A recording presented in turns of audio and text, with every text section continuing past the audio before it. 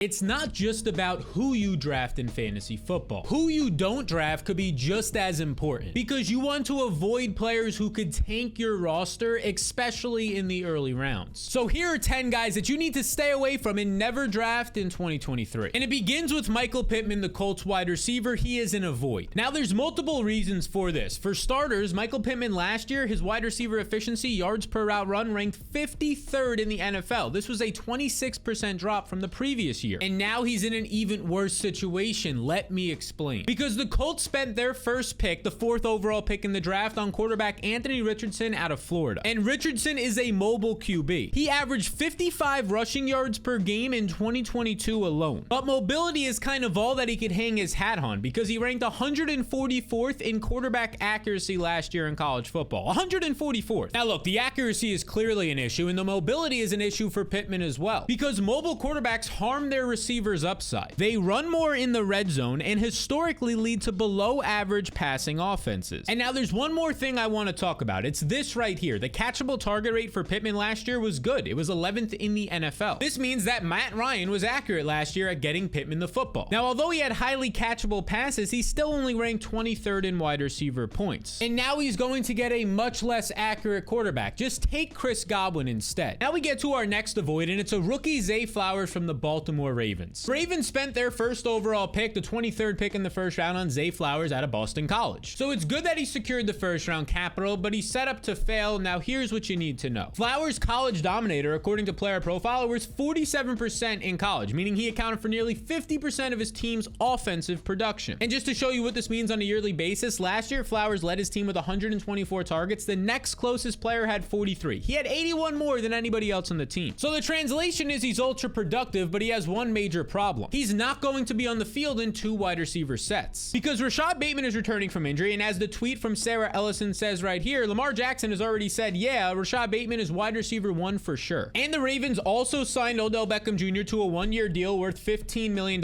which is 5 times more than any other receiver on the team is getting paid. So he's definitely going to be out there in 2 wide receiver sets. Now this just simply means Flowers is going to see less snaps, and less snaps equals less opportunity. So Flowers currently goes in round 11 as the wide receiver 53 in drafts, but I'd rather have Rondale Moore, who goes like 10 picks later. All right, so those are a couple of receivers. Now let's go to the running back position. And we'll take a closer look at Alexander Mattison, who just simply put isn't worth his price tag. Because Mattison now goes in round 5 as the running back 19. 27% earlier than a few weeks ago before Dalvin Cook was released. Meaning he goes ahead of guys like Cam Akers, and this is a mistake. Because Mattison hasn't been good. Last year he ranked 57th in running back efficiency, and over the last 2 years he's outside the top 50 in running back yards per touch. And his receiving efficiency has dropped in 3 straight years. Now let's clear one thing up. Mattison has played in 6 games without Dalvin Cook. In these contests, he averages 20.4 fantasy points. Now look, this is great production, but here's the issue. He's done this on heavy volume. In those 6 games, he averages 3.8 receptions, 19.5 rush attempts. That's 23.3 touches per game. That volume is 31% more than Dalvin Cook averaged during those years. Which the takeaway is that this small sample isn't sustainable, clearly, if Dalvin Cook wasn't getting it. So in this range, just take Cam Akers as the running back 22 instead. Now let's head back to the wide receiver position. And we're going to take a look at DJ Moore, the brand new Bears wide receiver. He's in a void for multiple reasons. A big one being he plays for Chicago now, who ranked dead last in passing plays per game last year. They threw 10% less than any other team. And that's not all, because he now plays for a mobile quarterback who will lower his upside. And not just any mobile quarterback, but the mobile quarterback from last year in Justin Fields. Because Fields led all quarterbacks with 76.2 rushing yards per game and was second with 8 rushing touchdowns. And now the bad news doesn't stop, because last year Justin Fields was 24th in deep ball accuracy. And now this matters because Moore ranks top 10 in deep targets since 2020, which means he thrives off of downfield usage and volume. It's unlikely he'll get that downfield usage, and the volume really isn't going to be there because Darnell Mooney last year in 12 games led this team with just 61 targets, which means Mooney was averaging just 5.1 targets per game. This would be a 27% drop from DJ Moore's average last year. So Moore currently goes as the 53rd overall player, the wide receiver 22. Just take a bunch of different guys who go after him, like a Christian Watson or Christian Kirk. All right, now this next running back you don't want to draft, and that would be the former Packer and Detroit Lion, now New Orleans Saints running back Jamal Williams. Because Williams currently goes in round 8 next to guys like Jahan Dotson and way before Antonio Gibson. Now this is a mistake because Williams wasn't even good last year. He was 54th in running back efficiency and 50th overall in yards per touch. touch. Pretty simply put, Williams relied on touchdowns to finish as a top 20 running back. He had 17 touchdowns last year, and if we look at just the points off touchdowns, 45% of his total points came off of touchdowns last year. That was the highest percentage of any player last year. It's just not sustainable. To prove this 1 point further, look at his total touchdowns column right here. This is his career touchdowns. Before last year, his highest total was 6, so he had 11 more than his career high last year. And let me give you one more reason why this won't continue. Williams isn't even in the same offense, so he won't have the same role. He's now a New Orleans Saint, and he's gonna be in a backfield that has some competition. We'll see what happens with Alvin Kamara's legal situation, but the Saints also drafted Kendre Miller, and Miller is over 7 years younger than Williams. He's faster, and he was more efficient in college. So in that range of the draft, just take Antonio Gibson instead. Next man up that you should never draft is Brandon Ayuk. You want to stay away from him. Ayuk last year finished 15th in fantasy points, and when you look at his fantasy points per game, he was actually 23rd. And pretty quietly, he was 27th in wide receiver efficiency, which is solid. But here's the issue. He thrived when Deebo Samuel was out. Ayuk earned 24% more points with Deebo out. So now this year, he'll have to compete with a healthy Deebo and Kittle and even a full season of Christian McCaffrey. And oh yeah, not to mention his quarterback situation isn't great. You're going to have somebody in Trey Lance who's apparently behind Sam Darnold on the depth chart. You have Sam Darnold, who was 37th in quarterback accuracy last year. And then you have Brock Purdy, who's questionable to play week 1. And even if he does play, Ayuk actually saw less yards, targets, and points with Purdy under center last year. So don't draft Brandon Ayuk, and then also avoid this next tight end. And that would be the Bears tight end, the former second-round pick in the 2020 draft, Cole Kmet. Because Kmet currently goes as the 13th tight end overall. He's going ahead of guys like Tyler Higbee and Greg Dulcich. Now, here's why you don't want to make this mistake. Because it's easy to look at last year and see that Kmet was 13th in tight end efficiency, his yards per route run, and say, hey, that's pretty good. He even finished 16th in fantasy points per game at the position, but he relied heavily on touchdowns. His 7 touchdowns last year ranked 4th at the tight end position, which is pretty interesting because he only had 8 red zone targets. So he had the 24th most red zone targets, but the 4th most touchdowns. Yeah, that's getting lucky. This means that Kmet earned 22% of his points off touchdowns, the 3rd most of any tight end. And now he did all of this despite averaging just 4.1 targets per game, and in 2023 he'll have more competition. And as we mentioned his new teammate earlier, his big competition that they brought in was DJ Moore in a trade. And simply put, this moves Kmet from being the 2nd option to the 3rd option behind Moore and Darnell Mooney, which isn't good because the 3rd option in this offense last year was a combination of like Byron Pringle, Dante Pettis, and Equanimeous St. Brown, and they averaged 2.7 targets per game. So in this range, take Greg Dulcich instead, and now we have a couple of more key players you need to avoid. But before we get there, I must ask you a question. Do you want to win your fantasy league? Of course you do. Well, the Fantasy Blueprint is for you, because the Blueprint is going to have all the tools and analyses you need, like my player tiers, where you can see Cole Kmet, who goes as the tight end 13. No, he's a red flag in the tiers right here as my tight end 20. You're never going to draft him. And if you want to join the thousands of other people who already have access to the 2023 Blueprint, just click the link in the description below and follow the 2 simple steps. And here's the thing. If you don't make your fantasy playoffs, I'll refund the $5 it takes. It's 100% risk-free, and oh yeah, it's only $5, which means you'll get access from now all the way until like January, your fantasy playoffs, meaning that this is like 9 cents per week. So go grab that fantasy blueprint, but make sure you avoid Jerick McKinnon, the Chiefs running back. Look, McKinnon was a top 25 RB last year, and he won a lot of people their championships. I mean, check it out. Over his final 6 weeks, he was the number 2 running back, averaging 18.5 fantasy points per game. Only Christian McCaffrey was better. But we must discuss the major issue. And the issue would be that in those 6 games, between his receptions and rush attempts, he only had 10 to 11 touches per game. This was actually 25% less than the primary back during this time, Isaiah Pacheco. So he produced a lot on limited touches, meaning it's unsustainable. And it doesn't stop there, because McKinnon thrived off of scoring 9 touchdowns in his final 6 games. And now this is crazy, because if you look at this touchdown column right here for his career, from up until that point, those final 6 weeks, if we were to scroll and include last year's weeks,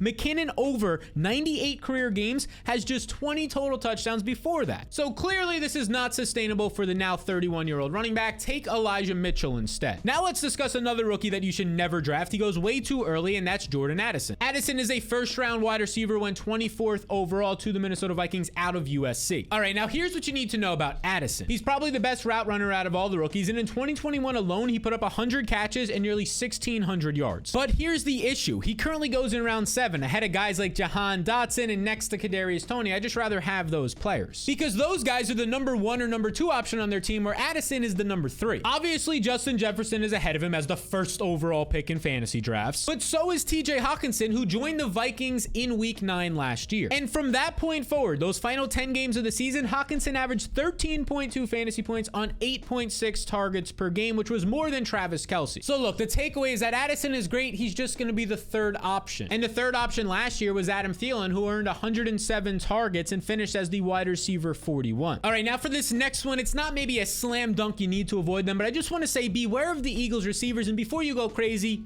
bear with me. Both of these guys are taken as top 12 receivers this year, and even AJ Brown goes as the 8th overall player in fantasy. And now here's what you need to know. The Eagles had the second most efficient offense last year behind only the Kansas City Chiefs. Now this led to both Brown and Smith being top 15 receivers last year, but Dallas Goedert was out for significant time. He missed 5 games, and in the 12 games when Goedert was on the field with Brown and Smith, Brown averaged 21% fewer points and Smith averaged 12% fewer points. So look, your takeaway is that both receivers are great, but it's unlikely they'll both finish top 12 this year. They didn't even do that last year, especially if the Eagles offense naturally goes from the second most efficient to, let's say, like the 8th most efficient offense. I'm personally not getting a lot of either, but if I had to choose one to avoid, it would be Devonta Smith in round 2. Just get Amon-Ra St. Brown instead. So these are 10 players that you should never be drafting this year. But if you want to see the guys that you definitely need to target because they're the top 10 breakouts for 2023, well, check out this video right over here. And double check that you hit that subscribe button so you could be up to date on all the content that will help you smack your friends and win your league.